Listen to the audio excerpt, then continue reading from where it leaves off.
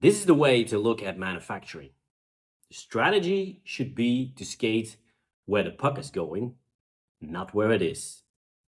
My name is Jürgen Moors. I'm a coach, I'm a strategic advisor and a consultant, and I'm focusing on manufacturing and digital manufacturing in itself.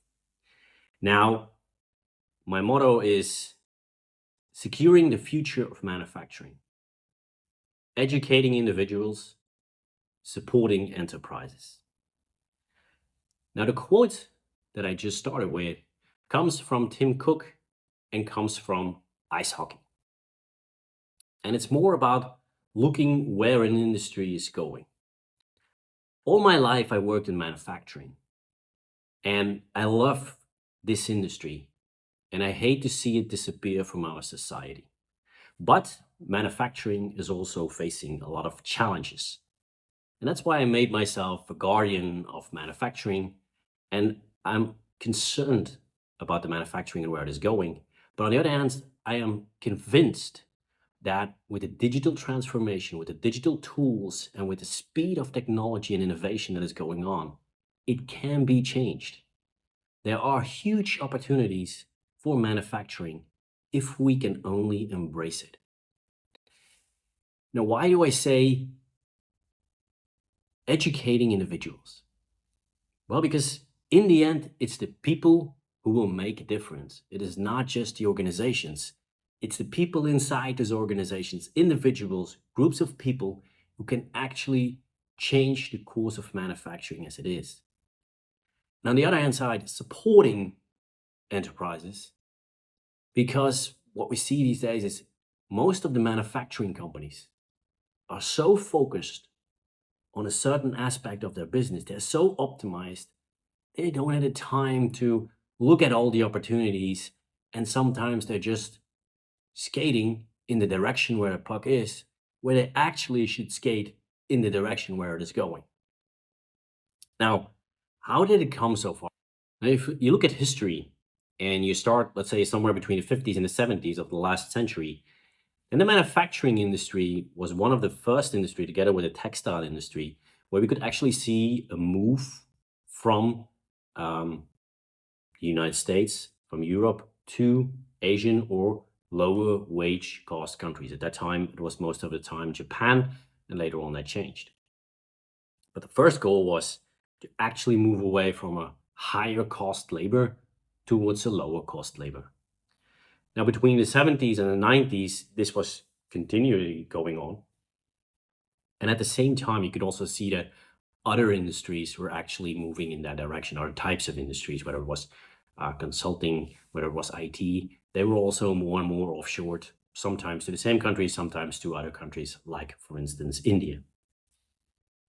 Now, where the original goal was to start from lower wages and bringing down the cost, after a while, because the Asian market was growing, more and more was actually also going to China, especially when you look at the 90s and the beginning of this century. There we see the manufacturing offshoring more and more to China, Vietnam, also to a certain extent to India, mainly because, again, cost of production is lower, but also because the markets there are growing. So you see a movement towards that market, because those would be the markets of the future as well.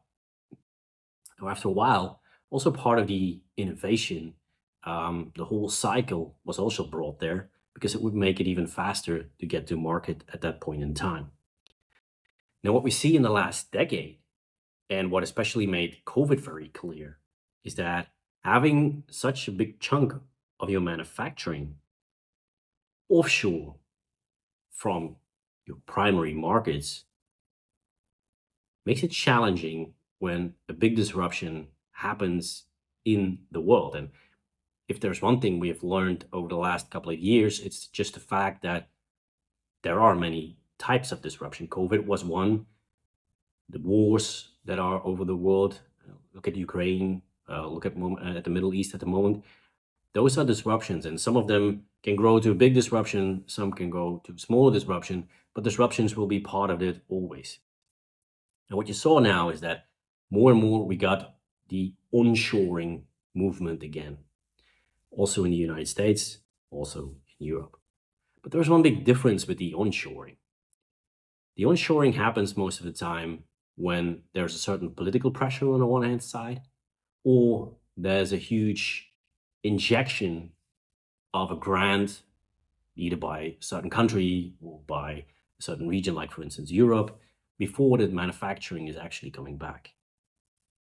Now, at the same time, with the digital transformation, with the digital technology evolving, you have a chance of getting this onshoring as well, because it's no longer a huge difference when you bring on a lot of digital technology, whether you produce it, for instance, in the European or in Western countries, or whether you do it in, for instance, China or Asian countries. So the difference is getting smaller and smaller, but still you see that there are still a lot of industries that are still prone to this offshoring, because by design, a lot of companies have their basic manufacturing and the basic research for the manufacturing already offshored. So it's not so easy to bring it back on the one hand side. And on the other hand side, it is the typical approach, the typical reaction, yeah, let's build it there, that we have seen towards our shareholder industry, or towards the shareholders over the last, let's say, couple of decades. So changing that is not so easy. And that's why I think that we should now grasp the opportunity of the digital technology, the changes and the rapid changes that are there, to onshore a lot of the manufacturing industry back here, or to keep a lot of the manufacturing industry back here. But like I said, the challenges will be to bring on board all of the individuals on the one hand side and the companies on the other hand side. And there, I think, lies the biggest challenge in those two groups. And to reach those two groups, you will see that I focus on the one hand side a lot of the technologies like extended reality, Web3, robotics. And I try to bring the message and the opportunities for manufacturing that are there on the one hand side to the individuals, but on the other hand side also towards the enterprises. That way we can get a cross-contamination, and we can also get this flywheel going, because there are so many opportunities. Whether you look at the robotics that I said, extended reality, it's just a matter of looking at it from a different point of view. So many times the focus is still at one small aspect of the manufacturing chain or of the process, because that is what we've taught ourselves for 20, 30 years. That's what lean manufacturing is all about. That's what continuous improvement is all about. It's looking at that chain, that same process all the time, and trying to ameliorate it with small incremental steps. But now you get something out there. Now you get technologies out there that can actually disrupt this manufacturing process from the beginning and make a huge step. But we as an individual, nor as an enterprise, are used to that on the one hand side. And on the other hand side, you can see there's a lot of fear about that. There's a lot of ignorance about that. And that's where I, as a guardian of manufacturing, actually also want to assist in that aspect. But there is one prerequisite, and that's we should partially give up to always focus on these small steps. We should have the guts to look at our manufacturing, at our business, at our industry from an holistic point of view. When you keep on focusing and zooming in on certain aspects, on a certain silo, it will not work.